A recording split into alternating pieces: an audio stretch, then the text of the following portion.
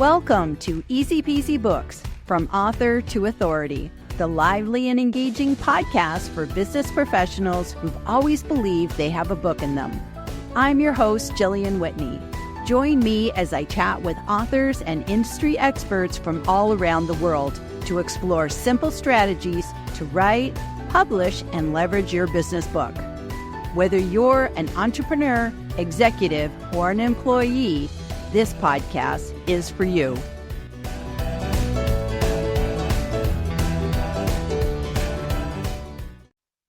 Hi, everybody, and welcome back to another episode of the Easy Peasy Books podcast. And I am your host, Gillian Whitney. And today I have kind of an interesting and very personal topic, which is it's called Stepping Off the Merry-Go-Round, My Summer of Renewal. And this is a kind of a what I did during my summer vacation kind of podcast. And like I said, it's very personal. And I really struggled with whether I wanted to share this or not. But it actually frames what I'm thinking about moving forward. And also, too, I think this is a conversation worth having because there may be people out there struggling with what I struggled with during the summer. So if this relates to you, I hope that this will expand your ideas of moving forward on your own about where you are with your business and your writing and everything in between. So let's kind of just get stuck right in. So I'm going to start off with basically my breaking point. So where I was at the beginning of the summer and kind of what led to me stepping off the merry-go-round in the first place.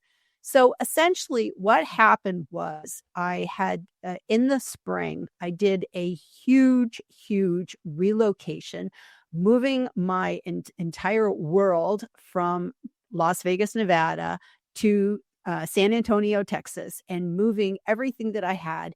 And essentially going back even further, about 5 years ago, maybe 6, 7, I'm terrible with numbers, but about 5 years ago, my husband and I had decided that we wanted to go and relocate. And so we had basically sold everything in our house. We were living in northern Utah at the time. We decided we wanted to just kind of, be grown-up kids, go out and do something fun. So we decided we're going to move abroad, and we moved abroad to the Middle East. We picked up and we moved to Israel. And when we sold our house and we took all of our personal effects and anything that was kind of like, furniture, we let go. No problem with that. But personal effects we put in storage. And then, of course, we went off to Israel for 1.5 years, and then we came back to the United States. And then for the last 3 years, well, we lived 2 years in Las Vegas with family and helping family and do stuff, which is why we came back to the United States in the first place. But essentially, then for 3 years, we did this digital nomad lifestyle where in 3 years, we lived in 30 apartments, and we lived all across the country. We lived in Florida and Tennessee, and we went to Kansas City, and we went to Texas, and we went to New Mexico. We went to all these different places. We went to Arizona. We even hopped around different parts of Nevada, and we wanted to see where is the place that we wanted to be. And I'm telling you, 30 apartments in 3 years is exhausting. Never mind just trying to get your mail through the post office and all the change of addresses, but just this constantly packing, unpacking, and not knowing how long we were going to stay in a particular place and moving on. And just in Texas, we lived in Austin, Fort Worth, Houston, San Antonio, and then a couple of small towns in between. So we really scoped out the planet with where would be our next place. And so back in the spring of this year, we did the final, okay, we are all in on Texas. We want to live in Texas. And we did what needed to be done to get all of our stuff out of our storage units. We had 2 storage units in Las Vegas. And that required sorting through stuff, because if you're going to pay to ship this stuff, you're like, okay, now I have to, after 5-7 years of this being in storage, do I really want to keep this? And a lot of stuff we let go, a lot of stuff we gave to our kids, which we were hanging on to their stuff anyways. And we actually even took a side trip up to northern BC to give stuff to our kids. So we did a lot of work to sort through. And finally, we had 2 huge U-Haul pods, and we had those shipped across to come to Texas. And then, of course, now we have to go get the pods on the other end, unload them, put in storage, and yada, yada, yada, because we are still in corporate apartments. We have not totally settled down yet, but this is sort of stage 1. And I'm telling you, after this, I was just pooped. I was so tired, so pooped with it's emotionally draining to sort through stuff. If you're ever one of those people who have had to sort through an attic or a basement, sorting through storage is even harder, especially when you're in Las Vegas. And so that was a lot of work spiritually, emotionally, physically, with recovering from all of that. At the same token, I kept doing business. It's not like I took a time out and said, I'm shutting down my business. I'm an entrepreneur. You have to keep working. So I was working within the cracks of doing all this sorting and moving across the country and everything like that. And part of my business has always been live streaming. And I was starting to be so drained at the end. I was making mistakes. I was doing lives and forgetting to check my mic and all different things. I had problems with guests showing up, not showing up, technical issues, on and on it went. And I really began to think, I don't know if I want to keep doing this. I don't know if I want to keep doing this live streaming, which I had been doing for almost 5 years of live streaming every single Tuesday at 10 a.m. Pacific time. It's kind of like rain. I was like a postman. No matter snow or sleet or rain, I showed up and I went live. I did it in train stations. I did it on vacation. I did it in so many different places. One time we had to move in the middle of a live and I had to literally drive to the library and set up and do my live in the library. But I was so committed to this. And the thing about going live is it's a lot of work. Like, it doesn't look like that much work. You hit that live button and off you go, and people think 30 minutes, that's it. It is way more involved in that, because you have to book your guests. You have to write posts. You have to do all the scheduling. You have to make your graphics. You have to schedule the post, schedule the live, attend to the comments, because I never want to ignore the comments. And then you're going to repurpose the live, get some second life out of it. Maybe you're going to turn it into an article or clips. On and on it goes. And it ends up being a lot of work. And when you're a solopreneur, it's like I don't have a team of like little cobblers here doing all my work. It's me. It's me having to do all this. And so it's a lot of work. So essentially, at the beginning of the summer, because of physically, I was so exhausted from the move. And professionally, I was so exhausted from the live streamings, and I still had a foot in 2 businesses. I had Video Easy Peasy, and I was coming out of being a video coach, a live stream coach, moving towards book coaching, and I was running 2 businesses at the same time. So I had old clients that I was still helping from Video Easy Peasy. I had new clients from Easy Peasy Books.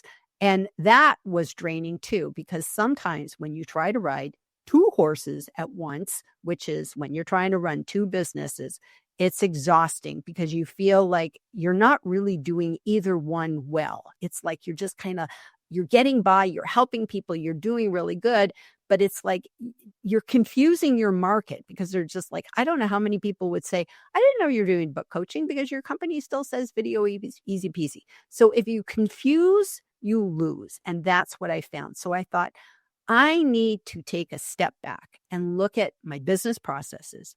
I need to evaluate, what do I really want to do for a business? Because I had these crazy ideas of like, maybe I'll just go open a food truck. It's just like, I'll just go buy a bus and open a food truck. Maybe I'll throw in some books. It could be a traveling coffee shop, food truck, and library all at once. I just had crazy, bizarre ideas because I was just like, I'm not sure what to do.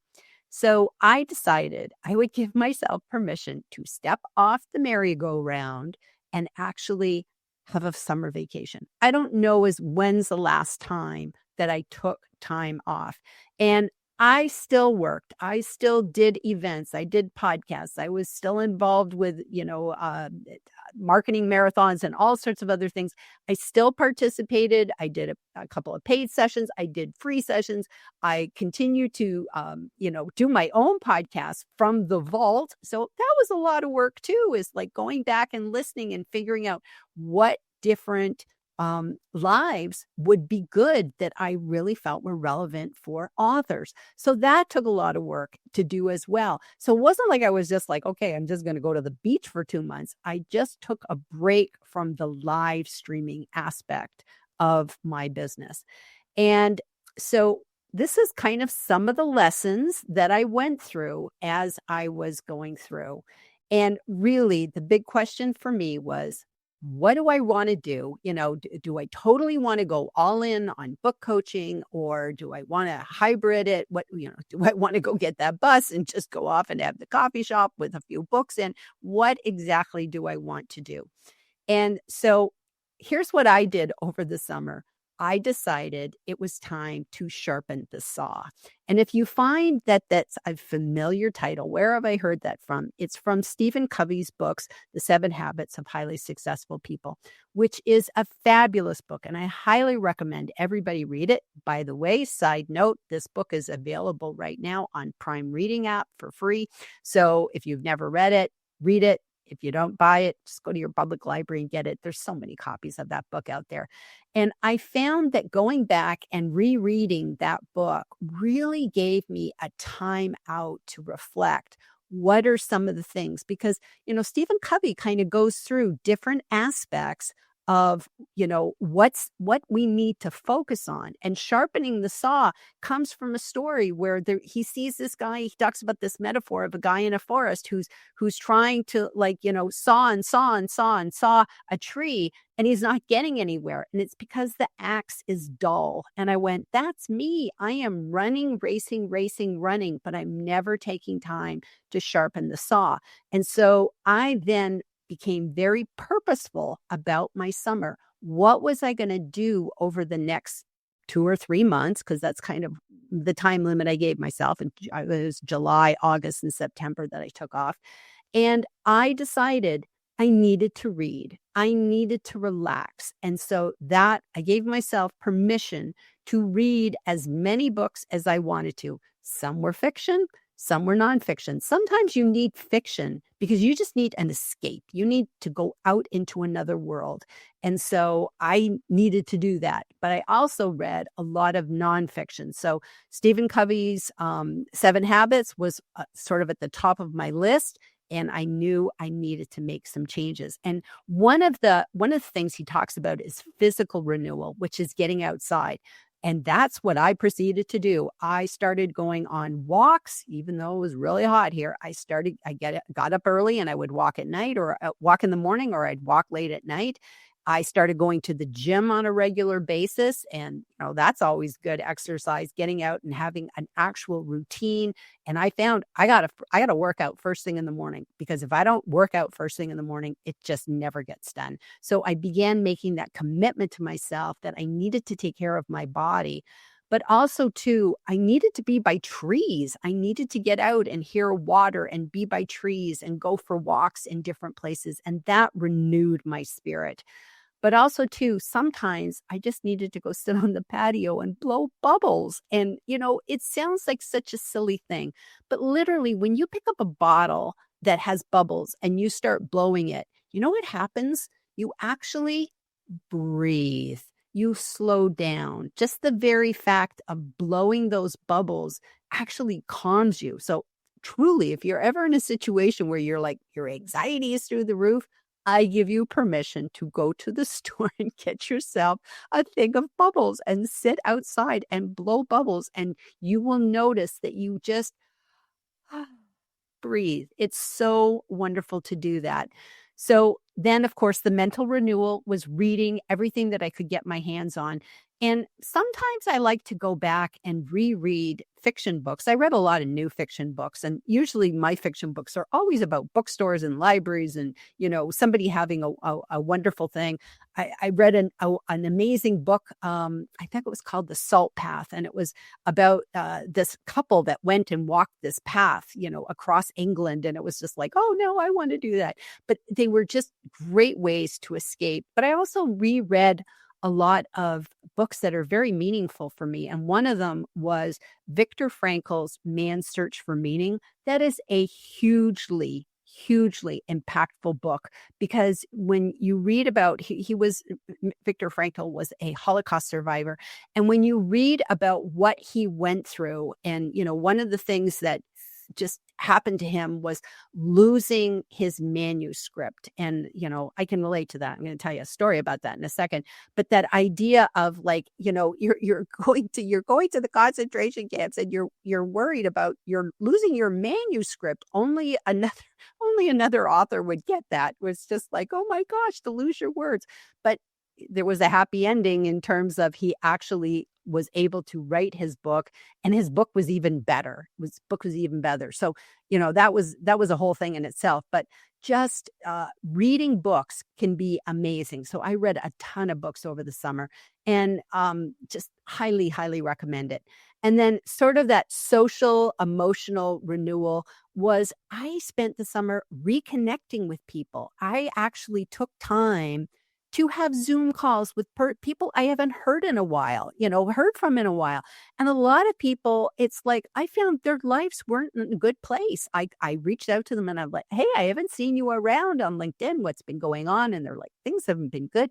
We got on a Zoom call and we talked, and it was just like, I am not taking enough time in my life to actually reach out and meet with people. That has nothing to do with business. It's just a true emotional, social interaction. And I did that with quite a few people, quite a few friends. We had a death in the family, so I had to help with that as well. So that just gave me a different kind of connection, where sometimes we can get so wrapped up in business, that we just kind of, we're not emotionally available for people.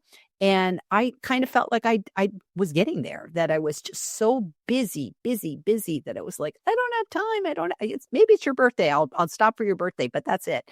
And I realized I need to make sure that I put more time in my calendar to do all those kind of things. And then, of course, Stephen Covey also talks about having a creative renewal. He calls it a creative spiritual renewal, but I'm just talking about it as a creative renewal. And for me, it was doing what I call a content audit. I recognized that one of my goals this summer actually was I wanted to go and finish my next book, which I have my book sort of real rough draft, like it's a rough. It's a rough squared, meaning it's like, I don't even know if you'd count it as a rough draft. It's like, it's got all the bones there, but it's got a lot of polishing to do. And what happened was I sat down and I went, I have no bandwidth to do this. And I was heartbroken, because it was just like, I thought that's what I was going to be doing this summer, is actually going through that book and, rewriting it and getting it to the point where it was ready for publication. But I recognized I was so burnt out and so tired that there was no way I could even approach that. So what I decided was, I'm just going to put that in my sort of folder, be proactive and be organized, and go ahead and put that in the folder of my books in process. So I have a book, I have a folder, it's in Dropbox, and then that way it's totally backed up. And as I was kind of going through there and cleaning up stuff and sorting through stuff, because sometimes when your brain is like not working, doing computer work is really good, because it's like, you don't have to be you just have to be organized, but it's a good cleanup time when you just kind of feel burnt out. And I was going through and I went, oh, well, I also have other books that are in the hopper. And I was kind of checking to make sure, where everything was at and were they all well organized. And then all of a sudden I realized I had several books that were missing. And these are books that I kind of like, I call myself the queen of the unfinished manuscripts. I have so many manuscripts that I've started, got to a certain part, and then I stopped. And I'm actually, that's what my book's about is actually, how do you deal with that? How do you have all these unfinished manuscripts, and, how do you recover from that? So what I found is that those manuscripts were missing. And it was just like, uh-oh, if I don't look for them now, when I have this summer renewal time, if I don't do it now, I'll never do it. I might not even remember to go back and do it. So I started to realize that there was something in common with all of the ones that were missing, because I was like, well, where's this one? Where's this one?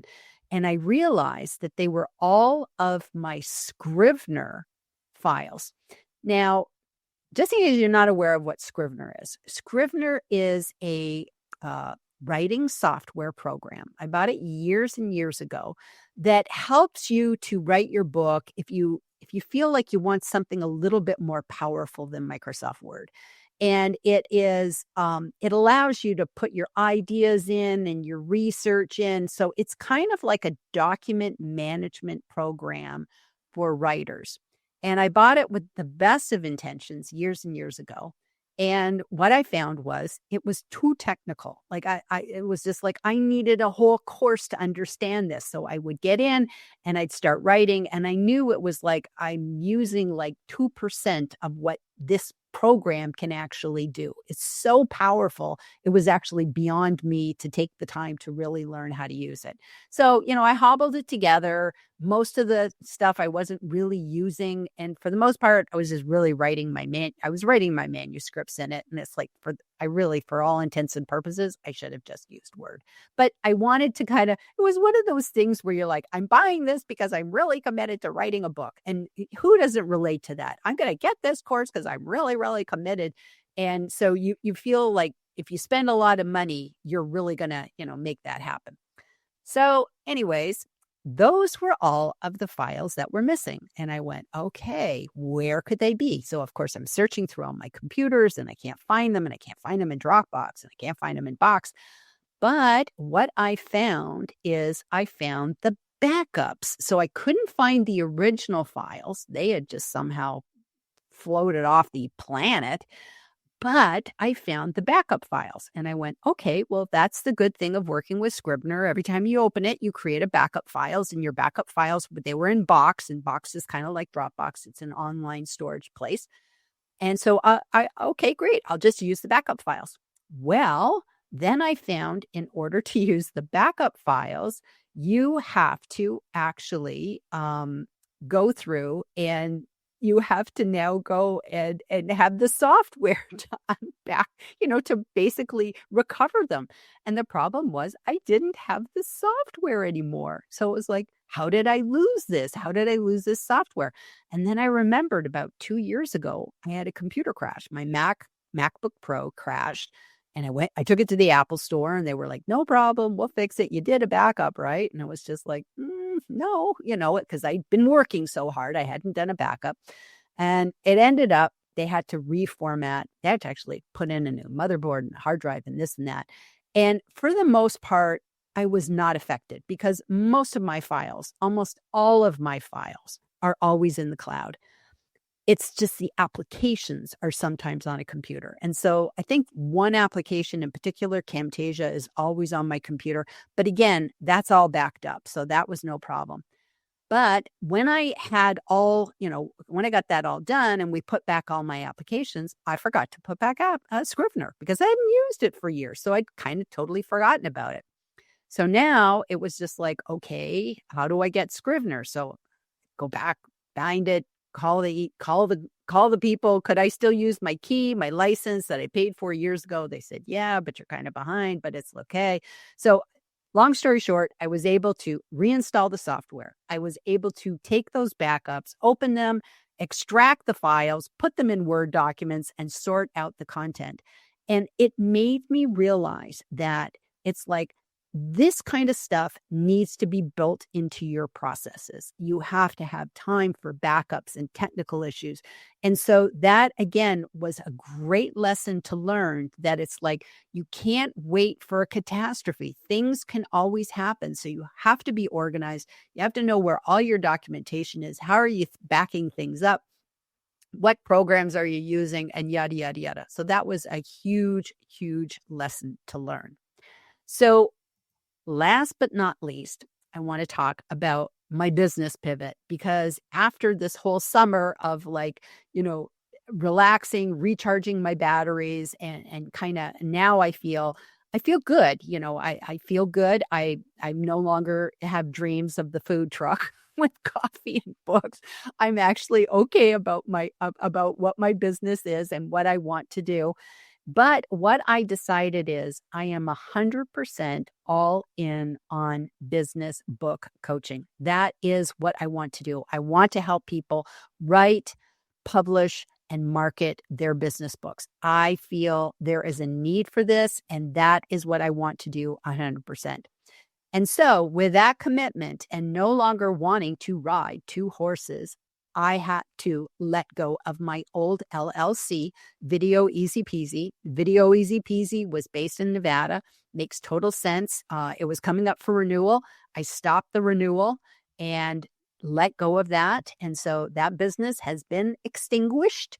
And I now have a new LLC, which is Easy Peasy Books. It is a Texas-based LLC because that's where I live now. And I am all in. And of course, when you pivot from one LLC to the other LLC, it is a lot of work. It's actually an amazing amount of work to actually shut down one LLC and open another. Then there's the ramifications of, okay, now you have to change your website, and now you have to change your banking and your email. The email alone is like, my hair should be straight instead of curly, because I have worked so hard with having to do email and change every program. I'm shocked at the number of businesses that are not prepared for a change of your email address. I've actually had some say to me, you know what? We don't even have a process in place. Like, how can you not have a process in place for somebody to change their email address? It's crazy. But again, that is a lot of work. So I've made that pivot and everything is good with that. And so now I have to think about, well, what's my business model moving forward? I want to do business book coaching. That is what I want to focus all of my attention on. And so I have to figure out what is the best way for me to market my business and to serve my audience. And so I decided, number one, I no longer will be live streaming every week. It pains me to let go of that, but I recognize that it is more work than I can sustain. It's too much work to do a continuous every Tuesday at 10 a.m. Pacific time. It's noon Central. I can't sustain that anymore. It takes up too much of my time. So I am letting go of weekly live streaming. But I am holding on to the Easy Peasy Books podcast because I want to continue to have this discussion with different authors, sometimes solo, like what I'm doing today. Sometimes there'll be solo episodes, but I really like the idea of continuing to talk to authors and getting people's stories about what was their book journey and learning from industry experts about the writing and the marketing and the publishing of books. And so I want to continue on with that, and I will be doing those, but they will now be recorded podcasts. And so I'm going to still do them as video and audio podcasts. And so anybody coming on my show, just know that the video will still be available. The audio will be available on all the regular podcast platforms, but I am not going to do them as live streams anymore. So that is my sort of biggest moving forward thing. And however, there's always a big but. There's always a big but.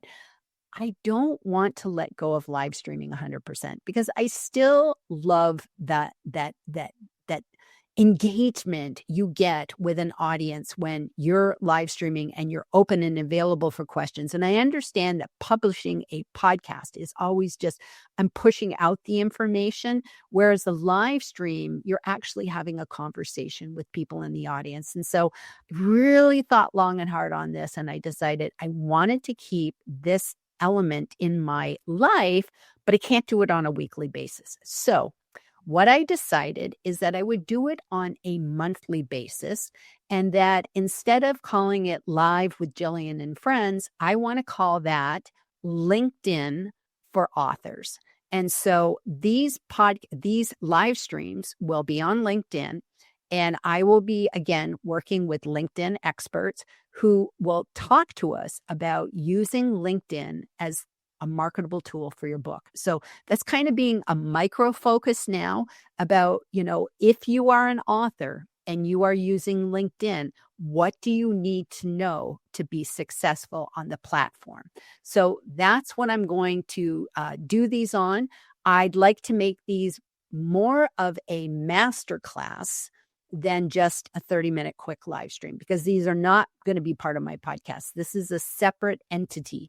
And so I look at these as live masterclasses, and I look at these as being a dialogue where I want people to come with their questions for me and for my guests. So sometimes it might be multiple people, could be a panel. Sometimes it could be just me and one other person. It might just be me, but these will be live master classes that will be intended to be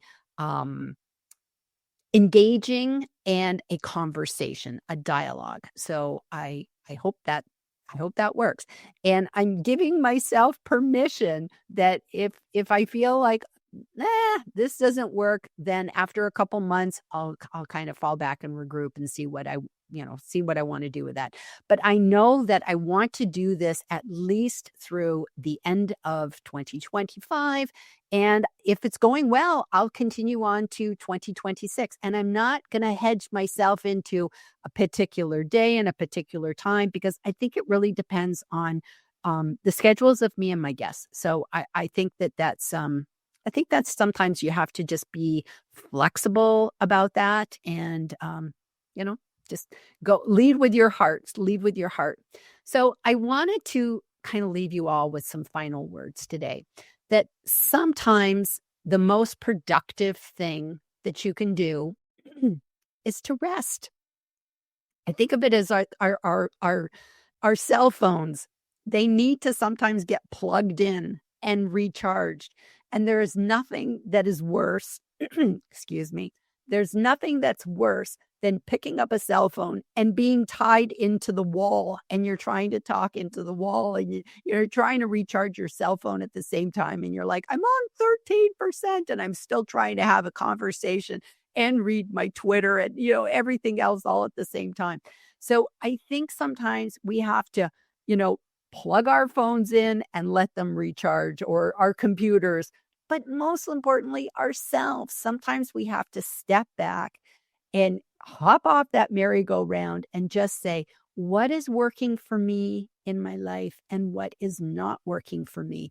Because at the end of the day, it's kind of like if mama ain't happy, nobody's happy. It's like, if I'm not a happy Jillian, I can't help other people because I'm too tired and I'm too drained, and I can't be all things to all people. So I have to stop and give myself permission that I had to take a break, and it was good. And so if you too are feeling like, I don't know what's going on with my business, and I don't know where I'm going, and this and that, those are probably signs that you are working too hard. You need to take that time, like Stephen Covey says, to step back and sharpen the saw.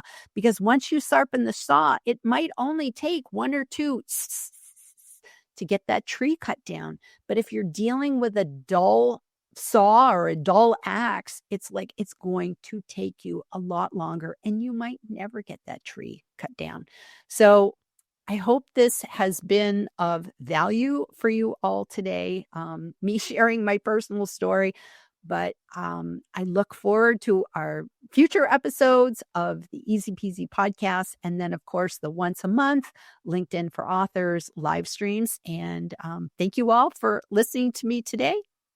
And we'll see you again next week. Bye, everybody.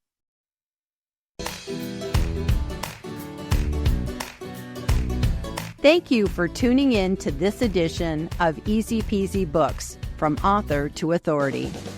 If you found value in today's episode, I'd be grateful if you could leave us a review. It helps other aspiring authors discover our podcast. To learn more about writing, publishing, and leveraging your business book, visit my website at easypeasybooks.com.